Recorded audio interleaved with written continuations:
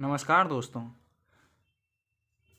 तो पिछले लेक्चर में हम लोग ने पढ़ा था life sketch of J B Watson. J B Watson का हम लोग लाइफ स्केच देख लिए थे। अगर आप लोग पिछला लेक्चर नहीं देखे हैं तो kindly please watch after watching the life sketch of J B Watson, तब आप Watsonian behaviourism as a system पढ़ सकते हैं। तो बिना लाइफ स्केच के आपको पढ़ने में मज़ा नहीं आएगा और आपको कुछ समझ में नहीं आएगा। अगर आप वो वीडियो नहीं देखे हैं तो कृपया वो वीडियो जाके देख ले, उसके बाद आप ये वीडियो कंटिन्यू कीजिए। तो चलिए शुरुआत करते हैं। तो I hope that you have your pencil and copy and pen, whatever you have. So anything you feel important you please kindly note down. Okay, let's start. Okay, तो behaviourism क्या है? बिहेवियरिज्म का सबसे पहले establishment हुआ था at John Hopkins university in 1913 में John Hopkins university में बिहेवियरिज्म का इस्टेब्लिशमेंट हुआ था, स्थापना हुआ था। किसके द्वारा? जेबी वॉटसन के द्वारा 1913 में जॉन हॉपकिंस यूनिवर्सिटी में बिहेवियरिज्म जो है उसका क्या हुआ था? इस्टेब्लिशमेंट हुआ था। और इसको साइकोलॉजी में, मनोविज्ञान के क्षेत्र में सेकेंड फोर्स के नाम से जाना जाता है। सेकेंड फोर्स के नाम से इसलिए जाना जाता है क्योंकि ये अपने प्रारंभिक स्टेज में, ये इनिशियल डेज में इसका इफेक्ट इतना ज़्यादा था, इतना प्रभाव था बिहेवियरिज्म का, कि इसको साइकोलॉजी का सेकेंड फोर्स का नाम दिया गया। अब आप पूछिएगा कि फर्स्ट फोर्स कौन सा है? तो फर्स्ट फोर्स जो है साइकोलॉजी में, फर्स्ट फोर्स क्या हो जाएगा? फर्स्ट फोर्स हो जाएगा साइको एनालिसिस। फर्स्ट फोर्स क्या हो जाएगा? Psycho analysis. तो साइको एनालिसिस को हम लोग फर्स्ट फोर्स बोलते हैं। और सेकेंड फोर्स क्या है? Behaviourism, because of its effect on initial days. उसके बाद बिहेवियरिज्म को दो सब सिस्टम में बांटा गया है। पहला प्राइमरी सिस्टम एंड दूसरा सेकेंडरी सिस्टम। उसके बाद बिहेवियरिज्म जो है वो उसका जो ज़्यादा जोर था मेटाफिजिकल पोजीशन पे था। मेटाफिजिकल पोजीशन मतलब ये जो है सिर्फ शरीर का बात करते थे, मतलब माइंड से सिर्फ शरीर का बात करते थे, और ये माइंड का बात नहीं करते थे। ये मतलब बिहेवियरिज्म जो स्कूल है ये मानता है कि जो है सिर्फ शरीर है, मतलब मन का अस्तित्व नहीं है। इसीलिए इस बिहेवियरिज्म को माइंडलेस साइकोलॉजी भी कहा जाता है। तो अगर आपसे एग्जाम में पूछा जाए कि माइंडलेस साइकोलॉजी के नाम से किस स्कूल्स को जाना जाता है, किस सिस्टम को जाना जाता है, तो आप बिहेवियरिज्म, आपको आंसर पता होगा। तो चलिए आगे बढ़ते हैं। उसके बाद प्रॉपर्टीज ऑफ बिहेवियरिज्म, या बिहेवियरिज्म का की विशेषता क्या क्या है, मतलब इस ये थ्योरी में अपना क्या क्या बोले हैं, क्या क्या इसका थ्योरी है, तो उसमें चलते हैं। सबसे पहला है डेफिनेशन ऑफ साइकोलॉजी। कोई भी अगर स्कूल है तो वो अपने हिसाब से एक डेफिनेशन देता है साइकोलॉजी में, साइकोलॉजी का एक परिभाषा देता है। उसके बाद वो मेथड्स देता है। मेथड्स ऑफ साइकोलॉजी में ये 4 मेथड्स का चर्चा किए हैं जेबी वॉटसन। पहला एक्सपेरिमेंट एंड ऑब्जर्वेशन, दूसरा कंडीशन रिफ्लेक्स टेक्निक, तीसरा टेस्टिंग मेथड एंड चौथा मेथड ऑफ वर्बल रिपोर्ट। और आगे चल के हम लोग इसका थोड़ा एक्सप्लेनेशन भी करेंगे। तो पहले देख लीजिए। और तीसरा है पोस्टुलेट्स ऑफ साइकोलॉजी दिया। उसके बाद प्रिंसिपल ऑफ कनेक्शन दिए ये। उसके बाद प्रिंसिपल ऑफ सिलेक्शन दिए। उसके बाद माइंड बॉडी प्रॉब्लम। तो चलिए हम एक एक करके इन सभी 6 चीज़ को देखते हैं। जेबी वॉटसन जो अपने बिहेवियरिज्म में अब 6 प्रॉपर्टीज उसका मेन है, तो उसमें सबसे पहला जो है डिफिनेशन ऑफ साइकोलॉजी, वो साइकोलॉजी को इस तरह परिभाषित करते हैं कि साइकोलॉजी जो है व्यवहारों का अध्ययन है, कि study of behaviour is called psychology including. अब इसका जो बिहेवियर है वो यहाँ उसका जो मीनिंग है थोड़ा विस्तृत है, मतलब मीनिंग इसका एक्सपेंड यहाँ करता है। वर्बलाइजेशन, जिसमें एक वर्बलाइजेशन भी आता है, मतलब कि कोई भी अगर कुछ बोलता है या फिर कुछ कहता है तो हम लोग, या फिर देखिए वर्बलाइजेशन में क्या आएगा? बोलना और कहना। बोलना और कहना, जो भी वो बोलता है, जो भी वो कहता है, तो वो भी उसका बिहेवियर माना जाएगा। ऐसा कौन? जेबी वॉटसन मानते थे।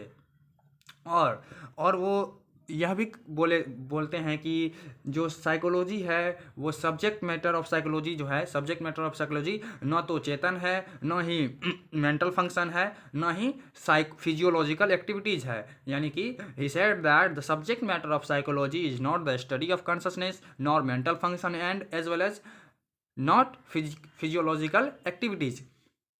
और वो अपने डेफिनेशन में दो मेन उद्देश्यों का चर्चा किए।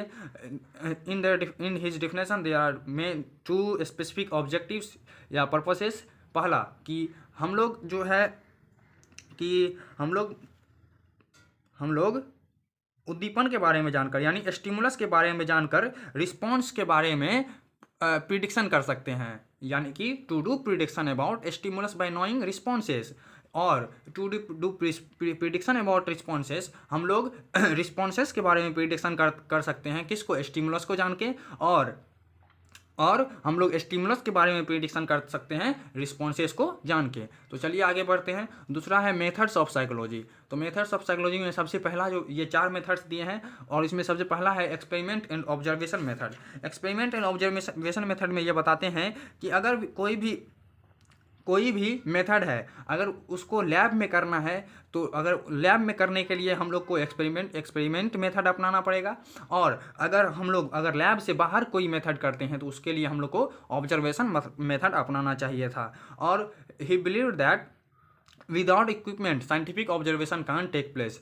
और वो मानते थे कि वो उनका पूरा विश्वास था कि बिना उपकरण के वैज्ञानिक ऑब्जर्वेशन क्या है, संभव नहीं है। उसके बाद कंडीशनड रिफ्लेक्स टेक्निक में वो बताते हैं जो कि JB Watson accepted the conditioning of Pavlov and Bekhterev, it's contain mainly 2 purposes. और ये जो पावलोव और बेखटरेव का कंडीशनिंग था उनको ये एक्सेप्ट किए थे, कौन, जेबी वॉटसन। और इसमें ये 2 बात मेनली कहना चाहते थे कि कहे हैं कि to study those complex behaviour which divided into small unit by conditioning. इस मेथड के द्वारा हम लोग उस व्यवहार का भी अध्ययन कर सकते हैं जिसके सहारे जटिल व्यवहार निर्मित होता है, मतलब कॉम्प्लेक्स बिहेवियर निर्मित होता है तथा फिर वह छोटे छोटे यूनिट में बढ़ जाता है। और दूसरा, कंडीशनिंग द्वारा उन समस्याओं का भी अध्ययन संभव है जो काफ़ी सब्जेक्टिव होते हैं, जो इंट्रोस्पेक्शन के क्षेत्र सीमा में नहीं होते, मतलब which do not comes under the area of introspection. Okay. और तीसरा मेथड है टेस्टिंग मेथड। टेस्टिंग मेथड में वो ये बोले हैं कि he makes clear that physiological test is not mental test because he does not measure any specific ability as an aspect of mind। वो बोलते हैं कि जब कोई व्यवहारवादी मनोविज्ञान परीक्षण का उपयोग करते हैं, मतलब टेस्टिंग का उपयोग करते हैं, तो वे किसी ऑब्जेक्टिव सिचुएशन के प्रति किया गया रिस्पॉन्सेस को उसमें मापन के रूप में उसका उपयोग नहीं करते हैं। और वाटसन ने यह भी कह दिया कि मेंटल टेस्ट, यह जो टेस्टिंग होता है ये कोई मेंटल टेस्ट नहीं है, क्योंकि वह विशिष्ट क्षमता मापन के पहलू के रूप में नहीं करता है, वह विशिष्ट क्षमता का मापन मन के पहलू के रूप में नहीं करता है, इसीलिए उनको एक मेंटल टेस्ट का नाम नहीं दिया जा सकता। उसके बाद मेथड ऑफ वर्बल रिपोर्ट में ये आ जाएगा कि हम लोग जो भी करते हैं तो उनमें सब्जेक्ट से एक रिपोर्ट तैयार करवा लिया जाता है उनके परफॉर्मेंस के आधार पे, और behaviourist study this report by comparing to next responses. और जो व्यवहारवाद होता है, जो व्यवहारविद होता है, मतलब जो बिहेवियरिस्ट होता है, वो इस रिकॉर्ड को अध्ययन करते हैं उसके नेक्स्ट रिस्पॉन्स के बेस पे। और by behaviourist it is never understood that as a comment on mental condition of subject. और बिहेवियरिस्ट के द्वारा यह कभी नहीं समझा जाता है कि उनका जो है ये एक मेंटल कंडीशन पे कमेंट है या फिर टिप्पणी है। तो चलिए अब आगे बढ़ते हैं। तीसरा, पोस्टुलेट्स ऑफ साइकोलॉजी। तो पोस्टुलेट्स ऑफ साइकोलॉजी में क्या आएगा, there are some assumption made by Watson in his behaviourism school of psychology known as postulates. वो अपने व्यवहारवाद में कुछ पूर्व कल्पनाएं किए जिसे हम लोग पोस्टुलेट्स कहते हैं, पोस्टुलेट्स ऑफ साइकोलॉजी कहते हैं। उनमें पहला ये है कि उसमें पहला यह है कि behaviourism is found by muscular movement, that's why it is also measure as physiochemical process. मतलब यह हुआ कि मस्कुलर मूवमेंट से ही व्यवहार का निर्माण होता है, यानी कि मस्कुलर मूवमेंट से ही हम लोग जो मस्कुलर मूवमेंट करते हैं, बॉडीली मूवमेंट करते हैं, उसी से हम लोग का तो बिहेवियर क्या होता है, डिक्लियर होता है, या फिर कोई हम लोग का बिहेवियर किस मस्कुलर मूवमेंट से ही जान पाते हैं कि हम क्या कर रहे हैं, हम दौड़ रहे हैं या फिर हम खा रहे हैं या फिर हम बोल रहे हैं, उस समय हम लोग का क्या होता है, मस्कुलर मूवमेंट होता है। और उसके बाद और इसलिए इसलिए क्योंकि इसमें मस्कुलर मूवमेंट से हम लोग का व्यवहार तय होता है, इसीलिए इसको फिजियोकेमिकल प्रोसेस के रूप में भी मापा जा सकता है। It can be measure as physiochemical process. उसके बाद दूसरा ये बताया कि behaviour is also found by interlinking of responses. मतलब बिहेवियर हम लोग का उस तरह से कब कब एक और स्थिति में बन सकता है, कब, जब हम लोग ढेर सारे रिस्पॉन्सेस को एक दूसरे से क्या करते, जोड़ दे। जैसे कि आप कुछ किए तो उसको एक जगह नोट करके फिर दूसरा चीज़ किए उसको तो सारे आप जितना भी रिस्पॉन्स कर रहे हैं कोई भी स्टिमुलस के प्रति, with respect to any stimulus, whatever you makes responses, it will be after interlinking of responses, it will be measured as your behavior. Okay. और थर्ड नंबर में बोले हैं कि every effective stimulus makes responses, that's why there is cause and effect determinism of behaviourism. और चौथा ये बोले हैं नेचर ऑफ द डाटा। ये चारों चीज़ किस में आ गए, पोस्टुलेट्स ऑफ साइकोलॉजी में। अब फोर्थ नंबर में ये क्या बोले हैं, principles of connection. Principle of connection में ये दो लॉ को एक्सेप्ट किए हैं, पहला law of frequency and law of recency. और प्रिंसिपल ऑफ सिलेक्शन में ये ईएल थॉर्नडाइक के द्वारा जो अब लॉ ऑफ इफेक्ट है उनको अपने प्रिंसिपल ऑफ कनेक्शन में इंक्लूड नहीं किए। अब फिफ्थ आता है principle of selection. Principles of selection में मेनली जेबी वॉटसन ने यह बात की है कि जो ऑर्गेनिज्म होता है वो एक समय में ढेर सारे स्टिमुलस को महसूस करता है और उन सभी स्टिमुलस में से वो किसी एक स्पेसिफिक स्टिमुलस के रिस्पेक्ट में ही क्या करता है, अपना रिस्पॉन्स करता है। तो उन सभी स्टिमुलस में से किसी एक स्पेसिफिक रिस्पॉन्स को चुनना और उसके प्रति रिस्पॉन्स करना ही हम लोग का क्या हो जाता है, प्रिंसिपल ऑफ सिलेक्शन। इसी रिस्पॉन्स के करने को की प्रोसेस को जो वाटसन है वो क्या बोले हैं, प्रिंसिपल ऑफ सिलेक्शन का नाम दिए हैं। और 6 नंबर आता है mind body problem. Mind body problem में सबसे मेनली चीज़ यही है कि the school believe that organism only contain body not mind. मतलब उसका सबसे बड़ा जो बात है और सबसे जिस वजह से व्यवहारवाद सबसे ज़्यादा फेमस हुआ या फिर उसको सबसे ज़्यादा पढ़ा जाने लगा उस समय में, शुरुआती दौर में, कि ये मन की यानी हम लोग का माइंड है उसका एग्जिस्टेंस ही क्या कर दिए, नकार दिए। वो जानते थे कि जो है सिर्फ शरीर है, जो है सिर्फ बॉडी है, हम लोग के पास माइंड नहीं है। और वो कॉन्शसनेस के बारे में बोलते हैं कि it is never seen to anyone. मतलब वो चेतन मतलब कॉन्शसनेस के भी एग्जिस्टेंस को क्या कर दिए, नकार दिए, नेग्लेक्ट कर दिए।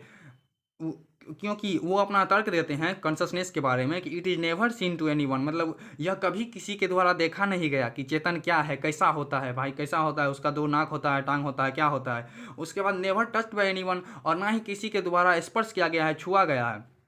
आप ऐसा तो नहीं है, आप जिसको देखते हैं वो उसको तो टच कर देते हैं, लेकिन जिसको आप देखे ही नहीं हैं, जैसे कि हमारा कॉन्शसनेस, उसको हम लोग कैसे टच कर सकते हैं। तो इसीलिए बोले हैं कि पहला तो ये तर्क दिए हैं कि यह नेवर सीम टू एनीवन, यह किसी के द्वारा ना देखा गया है, ना ही किसी के द्वारा स्पर्श किया गया है या फिर टच किया गया है, ना ही किसी के द्वारा सूंघा गया है। मतलब चेतन जो है वो ना किसी के द्वारा देखा गया है, ना किसी के द्वारा छुआ गया है, ना किसी के द्वारा सूंघा गया है, स्मेल किया गया है, और ना ही किसी के द्वारा टेस्ट किया गया है। तो ये इसका चेतन के बारे में बहुत ही फेमस क्या है, एक स्टेटमेंट है। और इसीलिए और यही जो है माइंड बॉडी प्रॉब्लम का इसका सबसे क्या था, एक एक्सप्लेनेशन था। और ये ब्रेन को किस मिस्ट्री बॉक्स के तरह क्या किए हैं, नाम दिए हैं। ये ब्रेन को मिस्ट्री बॉक्स का नाम दिए हैं। और क्योंकि यह जो है मन का अस्तित्व और चेतन का अस्तित्व को स्वीकार नहीं करते थे, इसीलिए इसके साइकोलॉजी को माइंडलेस साइकोलॉजी कहा गया। तो धन्यवाद लास्ट तक वीडियो देखने के लिए, थैंक यू। अगर आपको कोई समस्या हो तो प्लीज़ कमेंट करें, शर्माए नहीं। धन्यवाद, हम लोग मिलेंगे नेक्स्ट वीडियो में, तब तक के लिए जय हिंद।